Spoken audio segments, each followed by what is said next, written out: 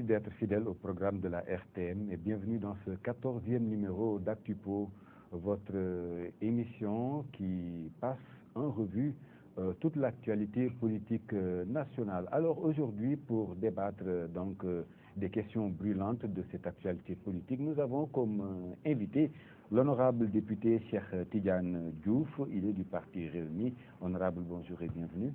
Bonjour, M. Saleh. Et bienvenue sur RTM. Merci, tout l'honneur me revient.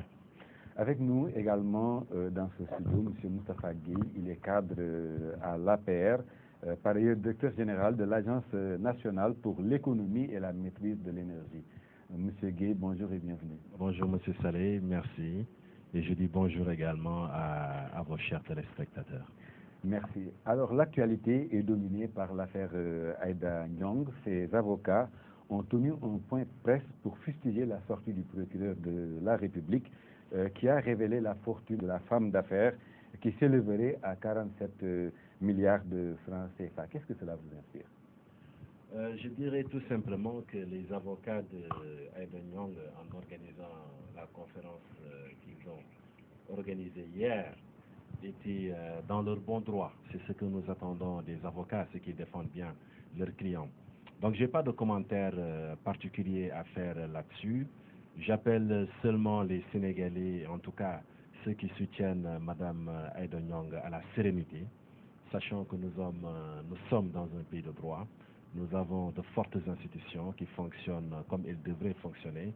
À partir de ce moment, je pense qu'il est important de laisser la justice dérouler, poursuivre l'instruction et puis attendre éventuellement la fin de l'instruction, attendre éventuellement la décision avant d'émettre des commentaires. Donc à ce niveau de l'instruction, je n'ai pas vraiment grand-chose à dire, juste encourager une fois de plus les magistrats à poursuivre le travail. Les jours passés, ils ont aussi parlé de manipulation et de violation du secret de l'instruction. Oui, je suis, malheureusement, je ne peux pas encore commenter. Je suis, encore une fois, nous sommes dans un pays de droit.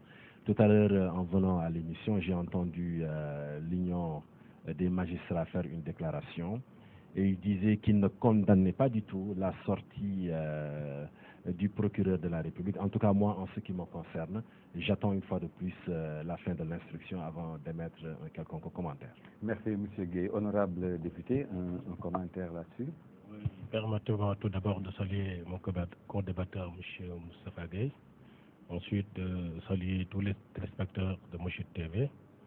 Je pense que les révélations qui ont été faites quand même méritent en tout cas que l'opinion soit édifiée sur la réalité. En ce sens que le procureur a voulu communiquer. Mais dans la communication quand même, nous avons senti une certaine charge contre Mme Aïda Ndiongue qui jusqu'à preuve du contraire doit bénéficier de la présomption d'innocence. Donc communiquer c'est bien, mais la communication est un peu orientée car elle sage Mme Aïda Ndiongue sans pour autant qu'elle puisse après, en tout cas apporter la réplique qu'il faut. Donc c'est pourquoi les avocats de Mme Aïda Ndiongue ont aussi rappliqué en tenant une conférence de presse dans laquelle ils ont essayé de démonter en tout cas les arguments du procureur de la République. Donc c'est une bataille d'opinion qui est engagée, mais tout compte fait, la force doit rester à la loi.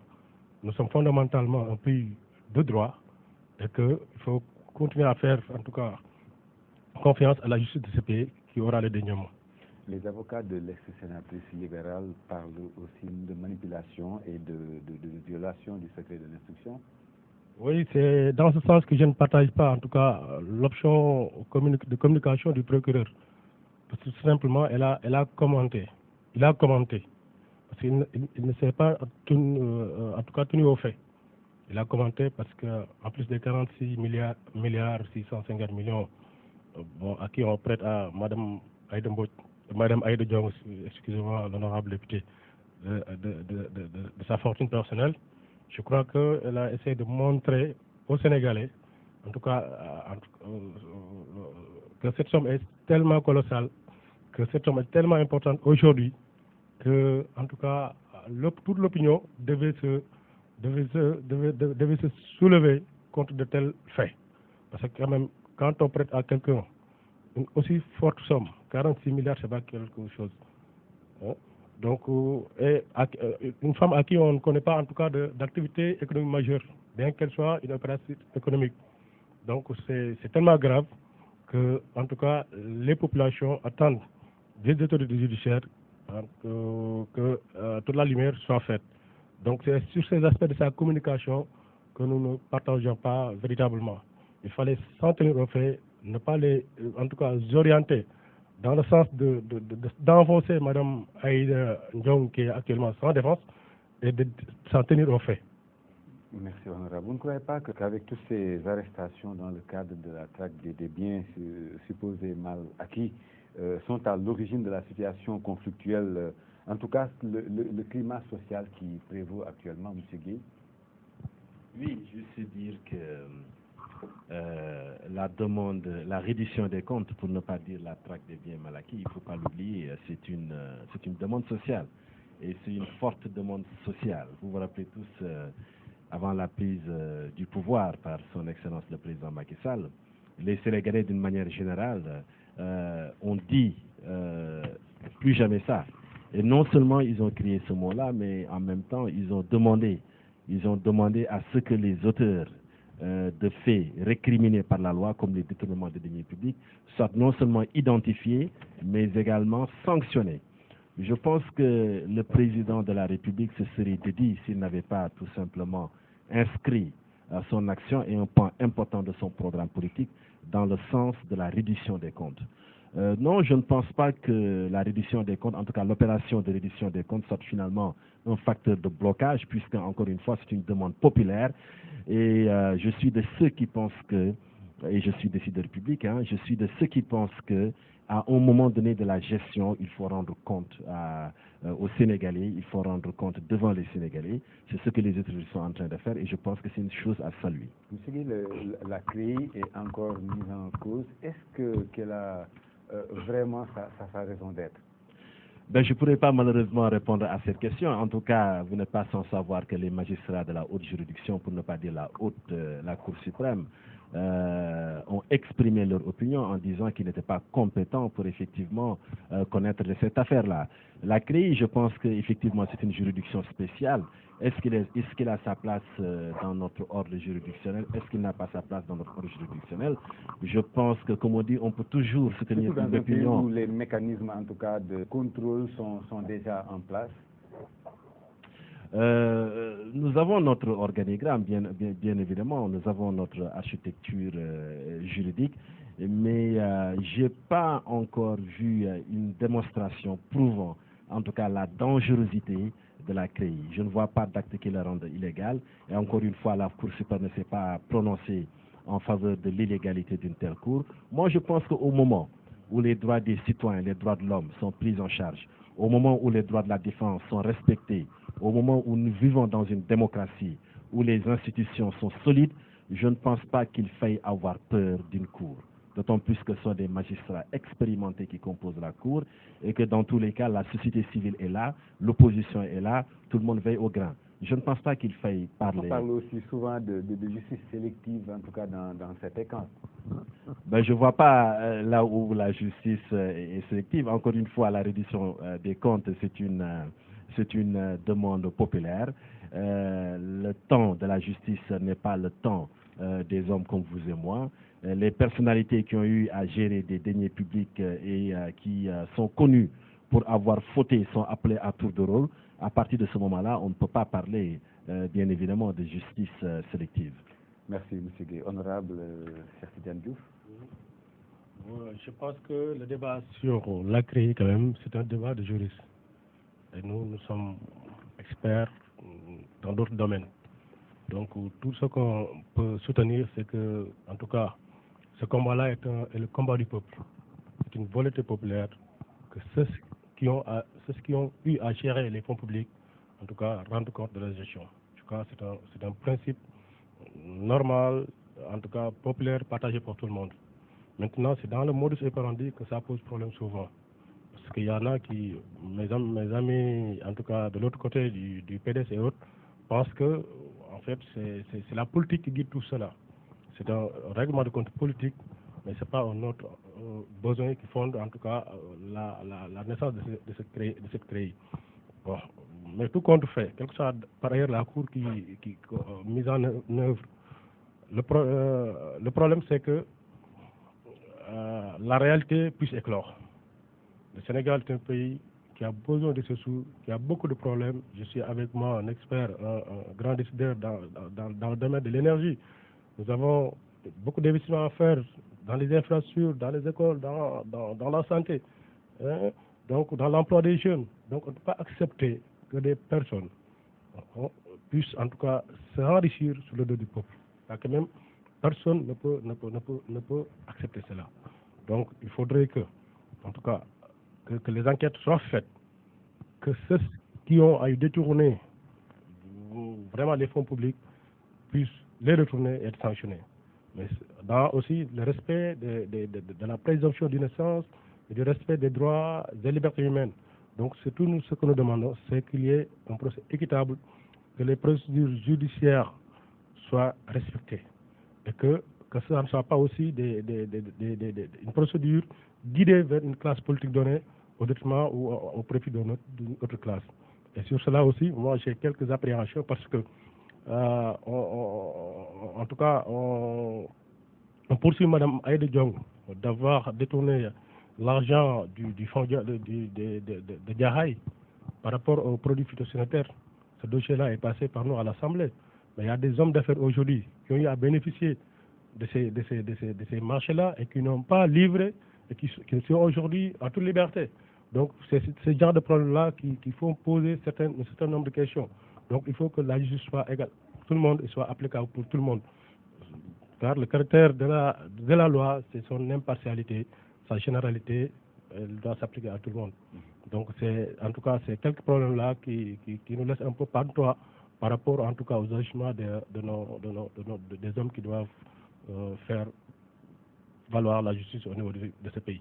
Merci infiniment, honorable. Monsieur Guy, le climat social qui prévaut a également gagné les syndicalistes du QSEMS-SAEMS qui sont très en colère en ce moment à cause de l'audit physique et biométrique. L'audit physique... Le salaire est sacré, surtout pour un enseignant pour qui on doit beaucoup. Tout à fait. À qui on doit beaucoup. Je suis parfaitement d'accord avec vous. Le salaire, je le disais tout à l'heure à un de mes amis, il ne faut pas toucher aux droits acquis. Mais je pense que la problématique par rapport à cette question-là, elle est autre. Les faits. En 1996, et ça on l'oublie, il y avait déjà un premier audit organisé. Et c'était un audit qui était plutôt un audit physique. En 2006, vous vous rappelez, il y avait eu beaucoup de problèmes. Il y a eu un second audit qui a été organisé. Et cet audit-là, il visait surtout le corps enseignant. Et nous rappelons tous des problèmes qui étaient soulevés à l'époque par les enseignants pour dire qu'il ne faut pas toucher aux droits acquis, mais surtout à ceux des enseignants. Parce que connus pour leur organisation, leur esprit d'équipe. Les enseignants, c'est vraiment, et puis ils ont raison de le faire, on parle encore une fois de droits acquis. Pour cet audit de 2013-2014, ce n'est pas seulement le corps enseignant qui est touché. Il y a les fonctionnaires, il y a les non-fonctionnaires, il y a les catégories émergentes, il y a également les journalistes de l'État, il y a les informaticiens de l'État. Donc c'est vraiment l'ensemble des agents de l'État qui sont touchés par cet audit. De quoi parlons-nous? C'est quoi le but qui est visé? Quel est le but qui est visé? Le but qui est visé, c'est la modernisation de l'administration. C'est la maîtrise de la masse salariale. C'est la bonne gestion des deniers publics.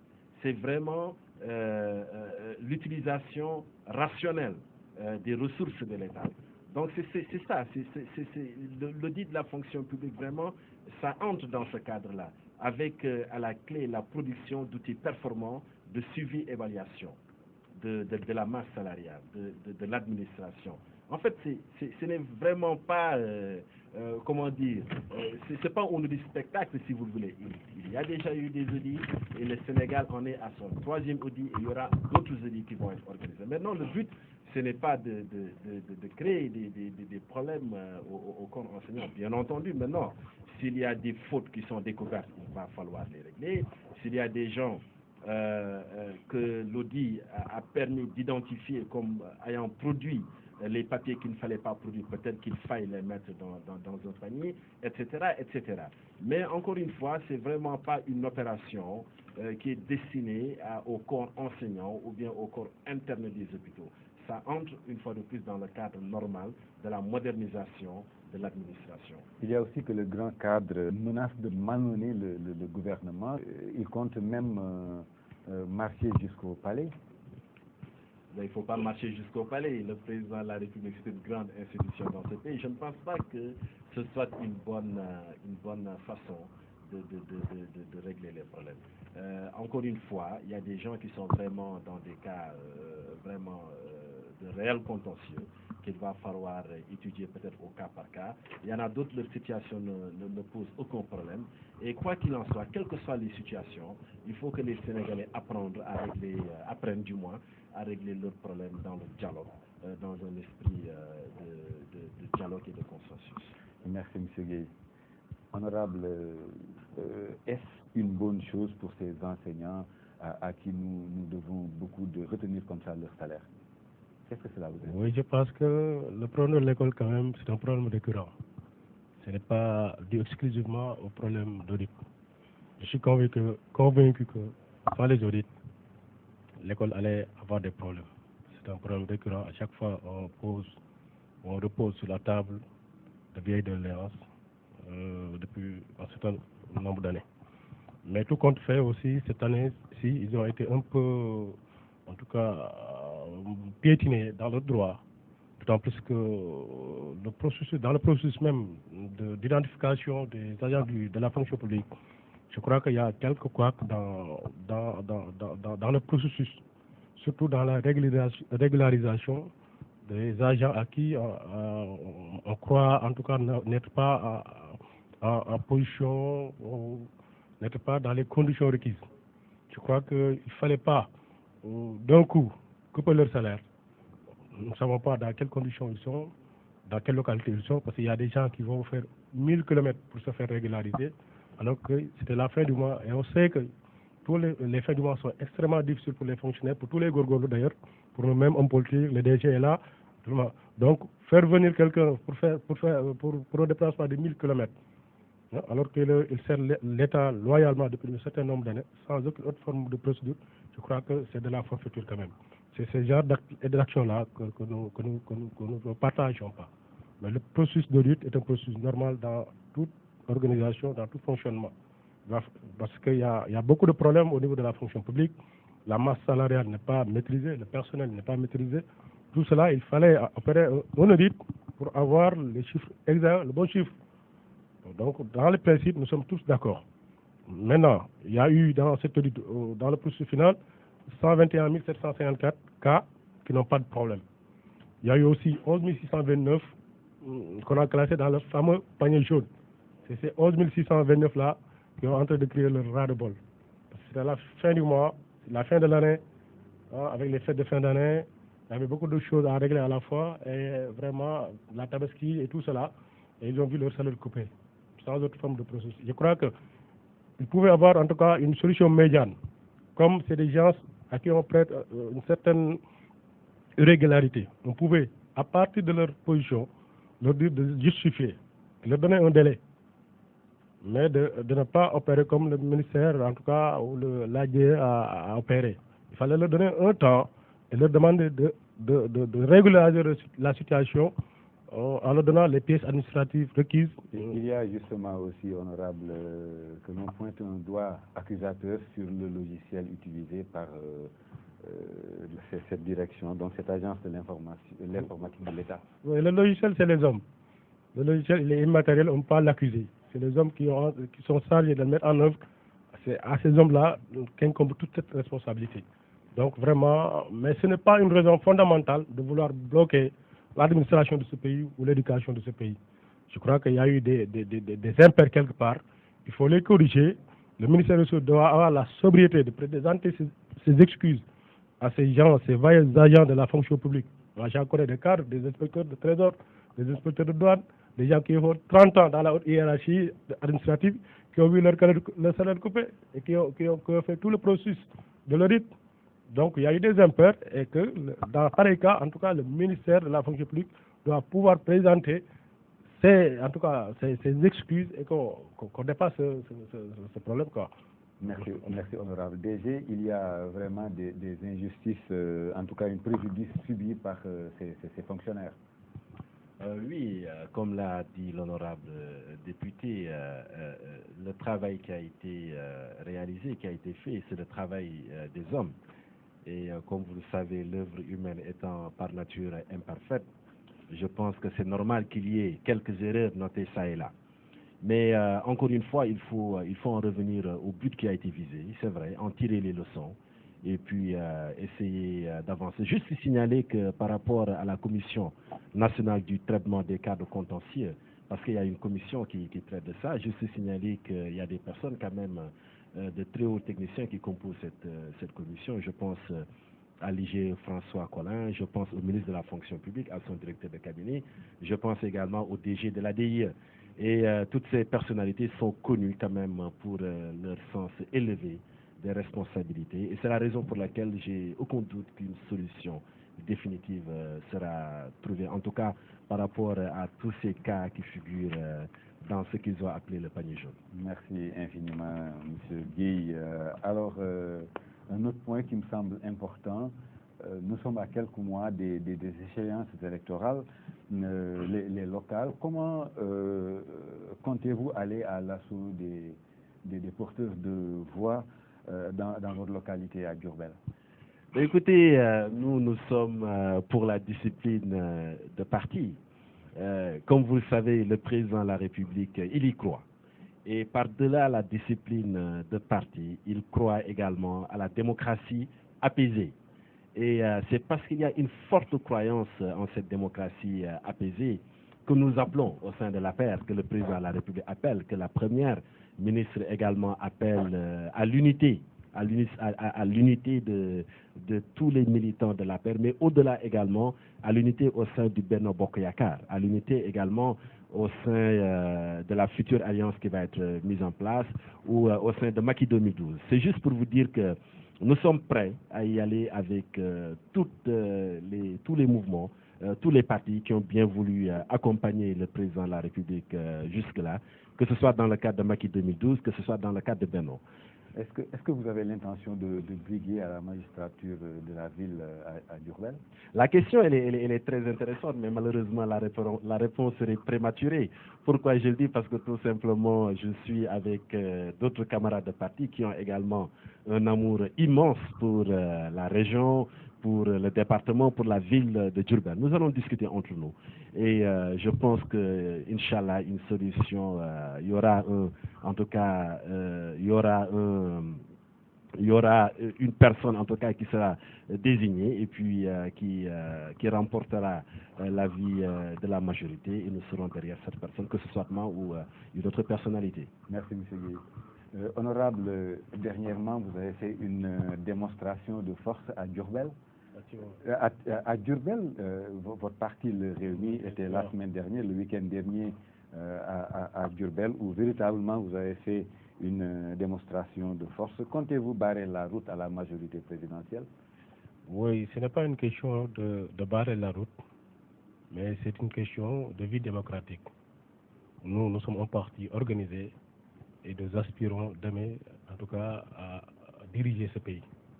Et les locales sont un PPO, un point de passage obligé pour atteindre ces objectifs. Donc, quels que soient les problèmes que nous traversons au sein des Réunis, problèmes qu'il faut d'ailleurs minimiser, parce que, comme le disait l'ancien président de la République, il disait que la politique c'est comme un train. À chaque gare, les gens descendent, d'autres montent. Donc, l'essentiel, c'est qu'au terme final, que le solde soit positif. Donc, nous travaillons sur cela pour que le Réumi soit plus fort, plus perspicace. Et par rapport au local aussi, nous continuons le travail que nous avions amorcé depuis la création du parti, en implantant davantage de partis et en l'organisant. Et sur cela aussi, nous restons très optimistes par rapport, en tout cas, aux zones où le Réumi a de fortes potentialités. Nous allons défendre grandement nos chances. je suis assuré que au sortir de ces élections locales, Rewmi gagnera plusieurs collectivités locales. Inch'Allah. Rewmi gagnera prochainement, vous avez dit. Est-ce que fin juin sera favorable pour organiser des élections je dis, est-ce que fin juin sera donc favorable pour organiser des élections avec l'hivernage et la Coupe du Monde de football qui sera organisée à la même période? Oui, la Coupe du Monde, il faut savoir, en tout cas, départager l'utile à l'agréable. La Coupe du Monde, puisse-t-elle une coupe internationale, une coupe de football, quand même c'est du loisir. Ne risque-t-on pas d'aller vers un report, un second report des En tout cas, il ne faudrait pas prétexter la Coupe du Monde pour reporter. Ça ne peut pas se justifier. Ça ne peut pas se justifier. Dans la vie d'une nation organisée, jamais en France, ou en Allemagne, ou en Angleterre, ou aux États-Unis, on reporterait en tout cas une activité républicaine de ce genre, de ce trempe, pour une Coupe du Monde ou chose pareille. Donc, ça ne doit pas être un motif valable pour reporter les élections. Pour la question de l'hivernage, je crois que c'est vrai au mois de juin, à la fin du mois de juin, il va commencer à pleuvoir dans la zone sud-est de ce pays.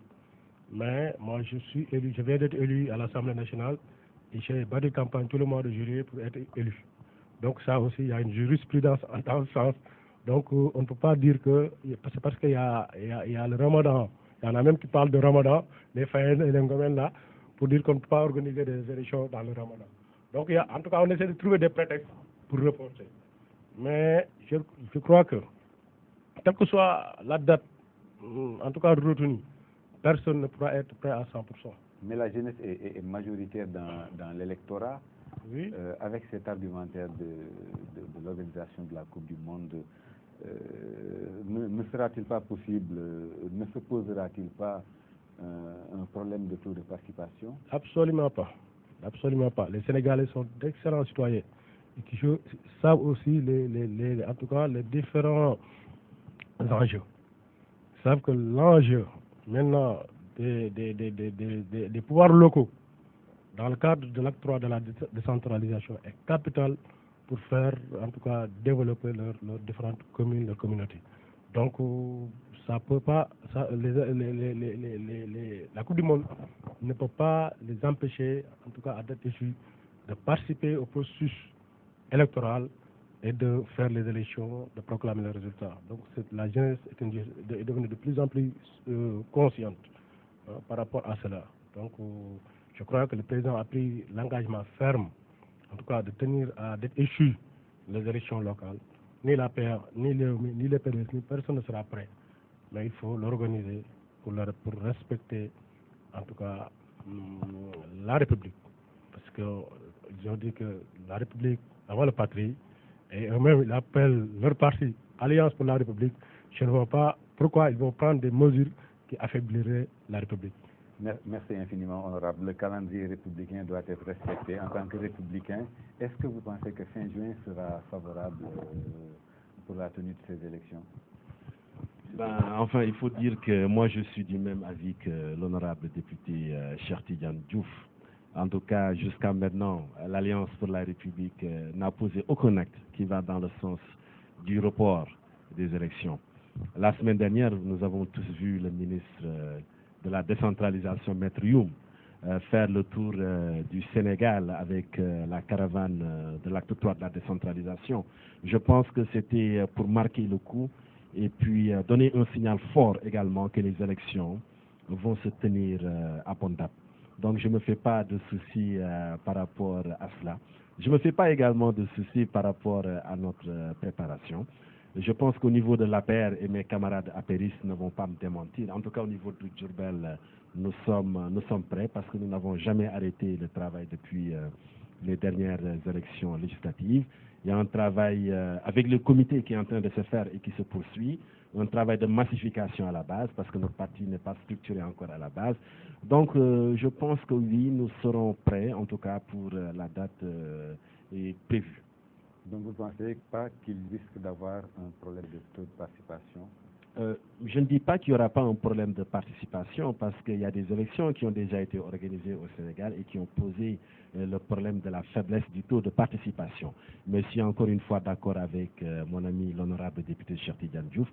Cela ne voudra pas dire qu'on doit effectivement reporter à une autre date l'organisation, la tenue de ces élections. Merci beaucoup. Honorable, comment est-ce que vous comptez aller à ces élections dans votre fief à Tivaouane?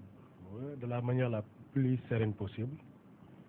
En tout cas, comme je l'ai dit tantôt, nous sommes en train de tout mettre en œuvre pour défendre grandement nos chances. Je crois que pour ceux qui savent la composition, en tout cas sociopolitique de Tivaouane, pour ces gens-là, ils n'ont pas de doute que, en tout cas, Cheikh Tidiane Diouf et la liste dans laquelle il sera, en tout cas, à très forte chance de remporter ces élections. Ça, nous n'en doutons pas, parce que de par le passé, nous avons fait nos preuves lors des élections législatives, des élections locales passées en 2009 et les élections de 2002. Je rappelle candidat? Bien sûr, je serai candidat, parce que j'ai été candidat en 2009 et j'ai participé aussi en 2002 et en 1996.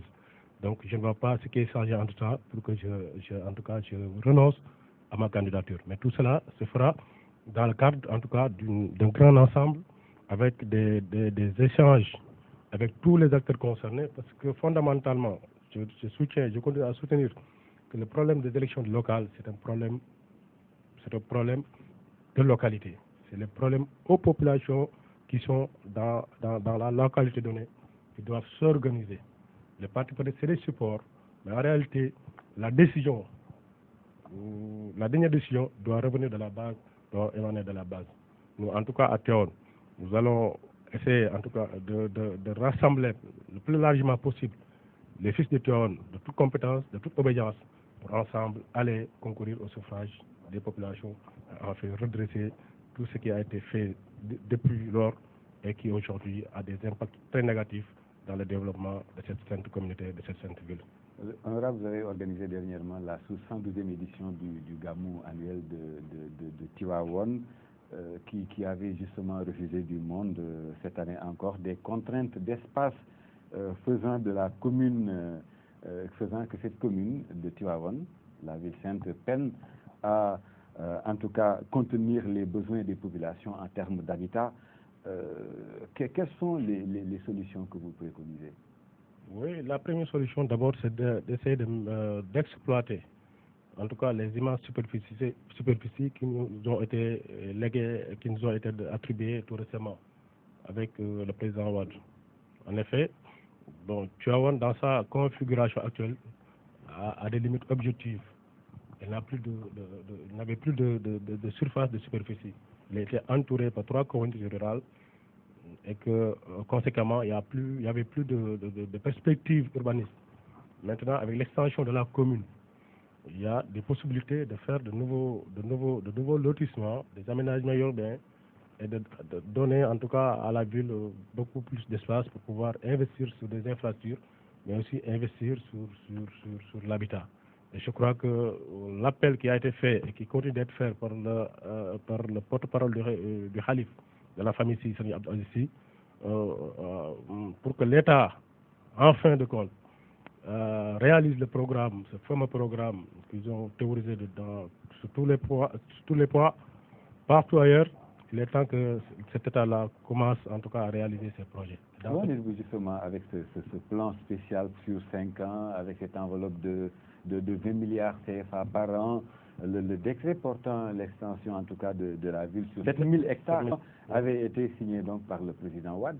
Oui, ce décret est effectif, effectivement. Ce décret est effectif, et ces surfaces sont là. Le problème, c'est qu'il y a un problème de ressources pour viabiliser ces espaces. Et ça, seul l'État du Sénégal peut le faire. Les collectivités locales n'ont pas assez de ressources. Il n'y a aucune collectivité locale au Sénégal qui peut se redévelopper sans le concours substantiel de l'État. Donc, sur ce programme, et compte tenu aussi du statut de la ville, parce que les villes comme Touba, Tivaouane, ils ont un statut particulier. J'ai l'habitude de le dire que Tivaouane, Touba n'appartient pas aux résidents de Touba ou de Tivaouane, mais appartiennent à des communautés. Si vous investissez pour Touba, vous le faites pour plusieurs millions, 4, 5, 6 millions de Sénégal. Si vous investissez pour Tivaouane, c'est la même chose. Donc, et l'État est conscient de cela. Et ne serait-ce que pour ça, ils doivent en tout cas respecter les engagements qu'ils ont pris devant les hautes autorités religieuses de ces différentes villes. C'est quand même, ces autorités-là on leur doit respect et considération. Donc, pour Tivaouane, ça fait 4 ans, 5 ans, le moyen de franc n'avait pas été déboursé pendant ces régimes. Mais je crois que pour cette année-ci, ils ont budgétisé 10 milliards pour commencer les travaux. Mais moi, j'étais très surpris quand nous votions le PTIP, c'est-à-dire le programme triennal d'investissement public. J'ai parcouru le document, mais nulle part Tivaouane ne figure dans ces documents et les investissements à faire pour Tivaouane. J'ai même posé la question au ministre Amadou Ba, le ministre des Finances. Je lui ai dit, je commence vraiment à m'inquiéter parce que vous avez mis dans ce document tous les investissements que l'État du Sénégal doit faire dans ces 3 ans. Et aucunement, on ne doit aucune réalisation, aucun investissement pour Tivaouane. Et vous dites que vous engagez à moderniser Tivaouane à travers des investissements. Allez, comment comptez-vous faire ça? Il m'a répondu, de toute façon, c'est un engagement du président et nous allons le faire. Nous allons le faire, c'est sans réponse. Il m'a dit peut-être c'est dans le cadre d'une loi rectificative des finances. Mais en tout cas, le document qui sert de support aux investissements planifiés de l'État du Sénégal durant ces 3 ans, le programme de Tivaouane ne figure pas. Ça, j'irais même le dire auprès de Serigne Abdoul Aziz et lui montrer le document. C'est mon rôle en tant que représentant des populations, mais en tant qu'aussi membre entier de cette collectivité dans laquelle j'ai des responsabilités, de rendre compte et de rendre compte fidèlement. Donc vraiment, nous tenons en tout cas à ce que l'État respecte ses engagements vis-à-vis de Tivaouane. S'il le fait, c'est au régime d'en tenir tous les preuves. Je ne vois pas la raison. Pour Touba, ils ont déjà mis 100 milliards. 100 milliards, le ministre l'a confirmé. Mais pour Tivaouane, ils n'ont pas encore commencé. Bon, au début du Mawlud, ils voulaient commencer certains travaux, mais Serigne Abdoul Aziz leur a dit non, il ne faut pas commencer des choses que vous ne pourrez pas terminer d'ici le Gamou. Donc, laissez le Gamou se dérouler. Après, venez, si vous avez des choses à faire, faites-le de la plus belle manière possible, mais de la manière aussi la plus viable possible. Merci infiniment, honorable. DG, un petit commentaire là-dessus? Oui, juste dire peut-être que Tivaouane, c'est une très grande ville religieuse, une de nos fiertés.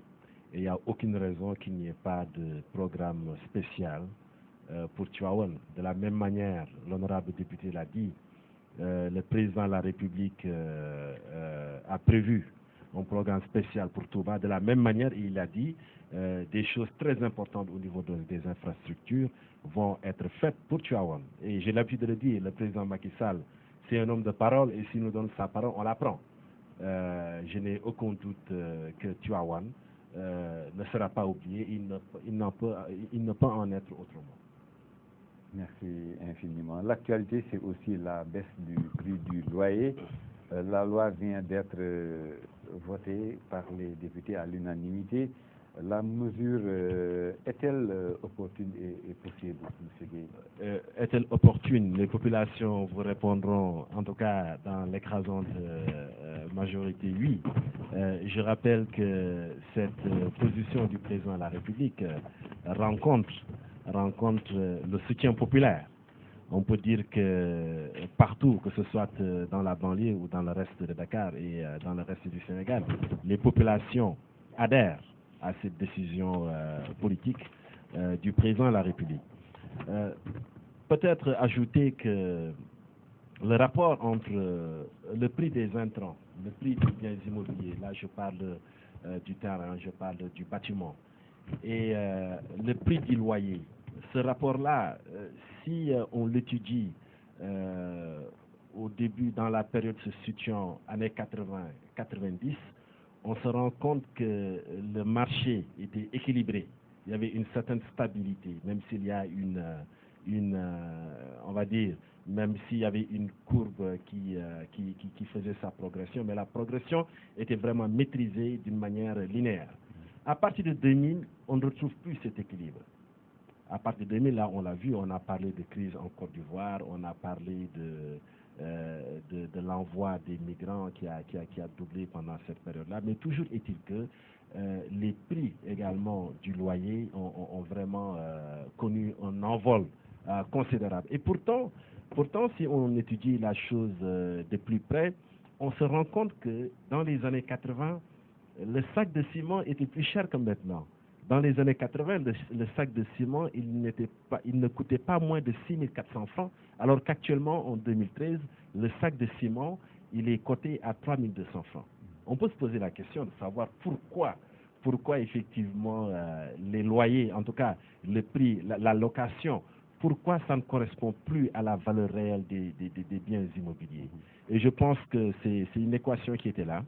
Et le président de la République a bien fait de faire une proposition de loi qui a été déposée sur le bureau du président de l'Assemblée nationale et qui a été, en fin de compte, votée par les députés. Et je pense que ça va dans le sens d'améliorer le pouvoir d'achat et en tout cas le pouvoir, la capacité financière des Sénégalais, et c'est ce que nous attendions du régime en place. Monsieur Gueye, il y a aussi que beaucoup se soucient de l'applicabilité de cette loi sur le terrain. Oui, on peut effectivement, des gens se posent la question de savoir, mais déjà il faut procéder par étapes. Je pense que déjà il y a le soutien, la décision elle est là, le soutien populaire est là, tout le monde attendait cette décision. Bien entendu, il y aura des mécanismes de suivi de l'applicabilité de cette mesure-là. En tout cas, on attend la promulgation de la loi et à partir de ce moment, nul doute qu'il y aura des mesures coercitives sur le terrain pour accompagner effectivement l'application de cette loi-là. Merci beaucoup, M. Gueye. Honorable député. Oui, je crois que la question quand même du loyer est une question très préoccupante pour bon nombre de Sénégalais. Parce que l'accès à l'emploi reste très problématique de nos jours. Je crois qu'un de nos collègues députés, le député maire Diaz, en a fait cas lors de la présentation de politique générale de M. Abdoumbaye. Il lui a dit que M. Diaz, j'ai 36 ans, je suis député maire, je loge chez mes parents. Je n'arrive pas encore à me payer un loyer. Voyez-vous. Et ça, c'est le propre de milliers et des milliers de Sénégalais. Et que le droit au logement, quand même, est un droit fondamental. Mais il est encore locataire en ce moment. Oui, il loge chez ses parents. Il n'est même pas locataire. Il est sous couvert. Il est sous couvert en tant que député maire. Donc, à fortiori. Il a quitté le domicile de ses parents pour maintenant. Jusqu'aux dernières nouvelles, il logeait avec ses parents. Donc, à fortiori, nous, le pauvre Gorgorlou, le fonctionnaire moyen, l'homme de la rue ordinaire, je crois que le problème du logement quand même est un véritable problème. C'est un quotidien pour les Sénégalais. En ce sens que l'État, dans son rôle régalien, se veut de régler ce problème. Et encore faisant. Je crois que ce n'est pas en imposant une loi aux bailleurs, c'est-à-dire aux propriétaires d'immeubles, qu'on va régler ce problème. Il fallait passer par un processus consensuel. Leur démontrer que le coût de la location au Sénégal est insoutenable pour les populations. Et ça, c'est une réalité. Le Sénégal est très cher sur Dakar. C'est excessivement cher. Je ne sais pas comment, à partir d'un salaire de fonctionnaire, même de la hiérarchie 1, on peut soutenir une location de 200 000, 275 000 par mois. Payer encore l'eau, payer l'électricité, payer l'éducation de ses enfants, se nourrir, se vêtir, se soigner. Je crois que c'est extrêmement difficile. C'est extrêmement difficile. Donc il fallait les amener, en tout cas à négocier pour toucher les secteurs dans lesquels on peut toucher pour faire descendre les coûts de loyer. Mais cette loi-là, elle est mal préparée. Bien que les députés les votés à l'unanimité. Parce que tout simplement, nous savons que c'est une demande forte des populations. Mais c'est dans la manière, dans le modus operandi qu'on va, en tout cas, trouver des accueils.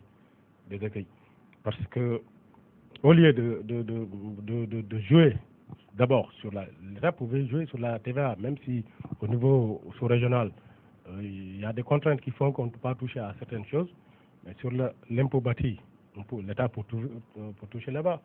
Sur l'impôt sur le revenu du bailleur, l'État pouvait la surface corrigée sur le matériel de construction, sur même les terres, parce que le prix du mètre carré. Je crois que ça fait partie des mesures d'accompagnement. Mais les mesures d'accompagnement, il fallait les amener avec le projet de loi pour que nous les députés, parce que dans ce cas, tout ce débat-là n'aurait pu avoir lieu. Mais les gens ont des craintes vraiment très motivées par rapport à l'applicabilité de cette loi. Nous ne voulons pas demain être ridicules. Les députés qui votent, et à l'application de ces lois s'avèrent inopérantes. Parce que tout simplement, on a mis la charrue avant les bœufs. C'est tout le problème qu'on posait. Donc, mais tout compte fait, le problème du loyer doit être réglé. C'est très cher. Les Sénégalais ne peuvent pas, en tout cas, continuer de le supporter. Mais je pense qu'avec cette loi, la spéculation foncière va en s'agrandissant. Tout simplement, c'est une loi qui prend en compte les contrats qui existent d'hier à aujourd'hui. Mais à partir de demain, il n'y a pas de mécanisme pour régler ça. Donc, à la fin des contrats, parce que les contrats sont souvent annuels, à la fin des contrats, le bailleur peut dire que je ne renouvelle pas. Il est dans ses droits. Il vous laisse partir. Quelqu'un qui vient, la location était à 100 000 francs. Il dit maintenant, comme je dois perdre 24% de mes revenus, j'ajoute 30%. Maintenant, c'est à 130 000 francs. Ici, 130 000, on te prend les 24 000, il reste à 105 000. Ah oui, le problème reste entier. Donc c'est sur cela que certains députés ont émis des réserves. Mais tout compte fait, il faut continuer encore la réflexion et essayer en tout cas de trouver tous ces problèmes et de les solutionner au fur et à mesure en tout cas que cette loi-là s'applique. Il y a certains qui pensent même qu'on va vers une autre spéculation. On parle même d'empressement et de lois incitatives à l'inflation. M. Gueye. C'est une très bonne question, mais malheureusement, je ne suis pas expert en la matière. Encore une fois, ce que je peux dire, et je salue d'ailleurs l'honorable député l'a fait, c'est une loi qui a été votée à l'unanimité au niveau de l'Assemblée nationale. C'est une chose à saluer et une fois de plus qui rencontre le soutien populaire. Maintenant, voilà, nous sommes entre Sénégalais. Il y aura toujours des problèmes dans l'application d'une loi. Et je pense que les solutions vont être trouvées au fur et à mesure qu'on avance dans le temps. Maintenant, voilà, nous sommes dans un pays de droit et je pense que les mécanismes de protection fonctionneront comme ils devraient fonctionner et je ne me fais pas de soucis par rapport à l'applicabilité même de cette disposition législative. Et vous pensez que si toutefois le locataire doit s'acquitter de son loyer, il lui suffit juste de ôter ce pourcentage, c'est 29%, 4% ou 14%, et puis...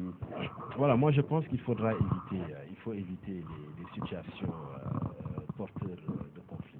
Encore une fois, il y aura un décret d'application et le décret répondra à toutes ces questions.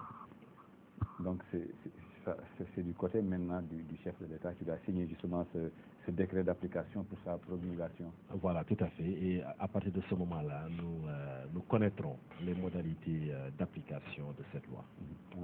Oui, aussi il y a d'autres manières en tout cas de soulager les populations, autre que en tout cas de forcer les bailleurs à diminuer. Je crois qu'il faut une politique réelle de désengorgement de la capitale. Le Sénégal, c'est Dakar, 0,8% du territoire, plus de 25% des populations, 80% de l'activité économique. Je crois qu'il faut aller vers la création. Il faut travailler pour que les Diourbellois reviennent à Diourbel, investissent à Diourbel, travaillent et essaient de développer Diourbel. Que les Thiessois, les gens de Tambacounda, mais c'est ça la politique à mener. Il faut que l'État désengorge la capitale avec la création de pôles de développement. Il faut cela d'abord. Il faut aussi investir sur le logement social. Je crois que l'exemple de la SICAP, des HLM, où le fonctionnaire paye 15 000 francs par mois pendant 20 ans, 25 ans, et ça a réglé beaucoup de choses. Aujourd'hui, il y a les promoteurs, mais les promoteurs aussi, le coût sont insupportable pour les fonctionnaires moyens, le gorgorlou. Donc, il faudrait aussi que l'État en tout cas, investisse sur le logement social. Il le fait à partir de Diakhaï, mais Diakhaï, c'est pour les sinistrés. Donc, il faudrait que vraiment qu'il y ait une politique d'habitat vraiment très sociale. Ensuite, il faut que l'État aussi travaille davantage pour la création de richesses, à travers des investissements et la création d'emplois. Si les gens travaillent, gagnent suffisamment, ils vont tous, en tout cas, construire. Justement, honorable, un petit mot sur l'emploi des jeunes. Nous sommes à terme de l'émission, malheureusement. Juste un petit mot sur ce magistrat qui vient d'être porté à la tête de la nouvelle agence, l'Agence nationale pour la promotion de l'emploi des jeunes. Ouais, en tout cas, j'ai pris. J'ai beau espoir qu'avec lui, quand même, les choses vont bouger. Parce que toutes les structures qui se sont succédées pour s'occuper de la jeunesse ne l'ont pas fait de la manière, en tout cas, voulue par les pouvoirs publics. Ça, il faut le reconnaître. Ils ont tous échoué. Donc, avec un magistrat, en tout cas, quelqu'un qui soit au-dessus de la mêlée, en tout cas, il peut donner corps à la volonté du chef de l'État par rapport à sa volonté de doter aux jeunes d'emploi, de formation et d'emploi capables de pouvoir, en tout cas, de faire de véritables citoyens qui joueront le rôle dans la Constitution nationale. Mais sur cela, je crois que le fait que d'abord le président regroupe toutes ces structures-là en une seule, la renforcer est une bonne chose. C'est une bonne chose. Bon, nous laissons en tout cas s'installer et commencer à dérouler ces programmes, ces activités. Ensuite, on va essayer de voir ce qu'il a produit comme résultat. Merci, honorable. Monsieur Gueye, un petit mot. Oui, aller dans le sens de notre ami l'honorable député Cheikh Tidiane Diouf. Le regroupement d'agences ou la suppression des agences, ça entre finalement dans le cadre global de la rationalisation des dépenses de l'État et puis dans le souci d'avoir également une administration beaucoup plus performante. Il faut dire que ce travail n'a pas commencé maintenant. Moi qui suis dans le secteur de l'énergie, au ministère de l'énergie, il y avait, c'est un exemple que je donne, l'Agence nationale de l'énergie solaire qui a été supprimée et ses missions confiées à l'ANER. Ça ne veut pas dire que le personnel a été renvoyé, non.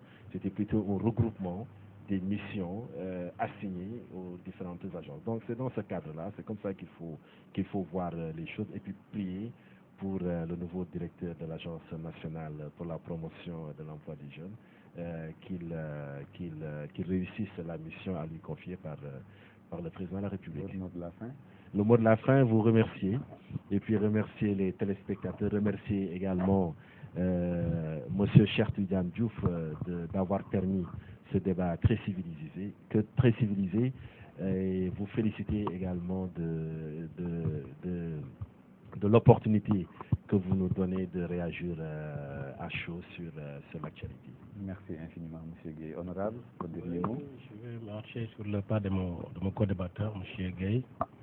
Je crois que nous allons vous remercier et vous encourager parce que vous êtes une télé naissante, encore jeune, et vous aurez en tout cas à faire beaucoup de chemin.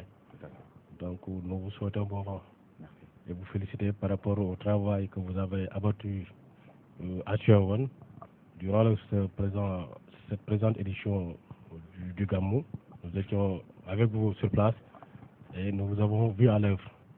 En tout cas, le dernier mot revient aux Sénégalais et aux Sénégalaises. Je crois que ce pays nous appartient à tous, quelles que soient nos divergences et nos appartenances. Nous devons avoir un seul souci, un seul objectif, c'est de se mettre à son œuvre pour son développement harmonieux. Je crois que c'est la seule bataille aujourd'hui qui vaille. À bon entendeur. À bon entendeur. Merci. Merci infiniment, honorable. Merci, M. Gueye, d'être passé. Voilà, amis téléspectateurs, c'en est tout pour ce 14e numéro d'Actu-Po. Encore une fois, un grand merci de nous avoir reçus. Je rappelle que nous recevions aujourd'hui sur ce plateau l'honorable député Cheikh Tidiane Diouf de Rewmi. Encore merci. Avec nous également, il y avait M. Moustapha Gueye, cadre à l'APR. Il est par ailleurs le directeur général de l'Agence nationale pour l'économie et la maîtrise de l'énergie. M. Gueye, grand merci. Merci à vous tous encore une fois. Merci à toute l'équipe qui gravite autour de cette émission Actu-Po. Merci pour tout et portez-vous bien. Très bonne suite des programmes sur la RTM. Au revoir.